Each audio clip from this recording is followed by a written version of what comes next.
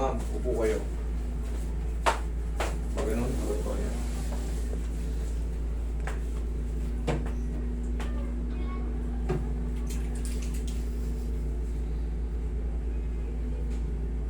Dito ka ba? SM Pungko? Opo. Ay, sa may ano po, builders. Yung bagong ano. Instruction na. Ah, sa Builders? Diyan ko namimili. Si...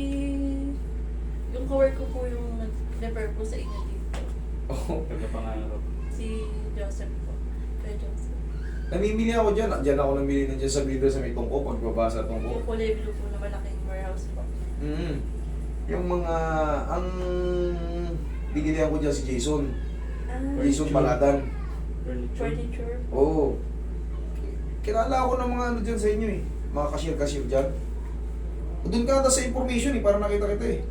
Hindi ka ba Opo, doon? hindi po. Sa may ano po, sa mga pintura. Hardware, pintura. Ah, hindi. Yung mga ilaw po. Diyan ako bumili ng ano, ng mga gamit sa ano kasi nagpapagawa ako ng bahay. Yung tiles niya po doon. Mali nga yung binigay sa akin eh. Yung, ako nagreklamo ako, binalik ko yung ano eh. Yung mahaba, yung mamahalin yun eh. Yung ganito Granite. ka. Granite po. Granite. Basta malaki yung ganito. Pang ano sana? Pang kitchen. Oo, pang kitchen. Granite. Yung tinuro ko, yun daw. Nung dumating sa bahay, puti. Sabi ko, sablay ah. Eh, nakat na nung kuya ko, wala na. Wala daw po. Wala na, hindi ko na double check.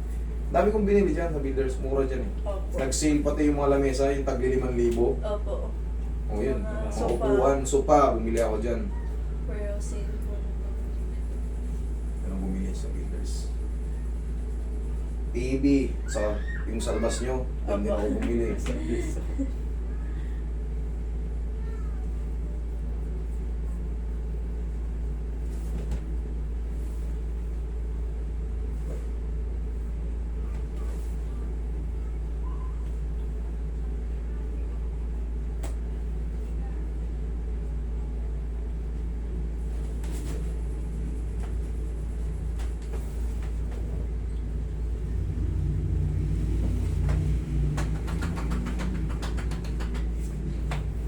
Check mo ma'am yung katawan mo kung masakit pa o siya.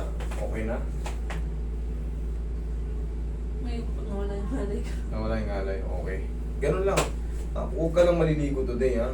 Huwag lang maliligo today. Bukas lang. Kasi hindi yan pwedeng basahin. Okay? Pero pa yung next week po baka hindi po makapunta. O ba yun sa susunod na next week? Yun nga sabi ko sa yung baka ano. Tapos para, kasi kailangan matatlong session yan. Tapos, kung di ka makakapag-session, mayroon naman kayo sando-sando panloob na pambabae. Okay. Bumili ka nung ano, parang Compress. brace. Okay. Okay? Tapos natansyahin mo lang yung higpit kasi minsan baka Pwede yung po ba yun kahit paano tutulog o hindi? tanggalin mo pag natulog kasi kailangan breathing natin maganda. Okay? Basta po pag trabaho. Maliligo. Pag trabaho ilagay mo para hindi ka nangangalay. Kasi tagal yung nakatayo ron eh. 8 hours. Oo. Ano ba yan? Sis, Diyan sa ano ba yan yung ang tawag ko? Schedule po, i-chat ko na.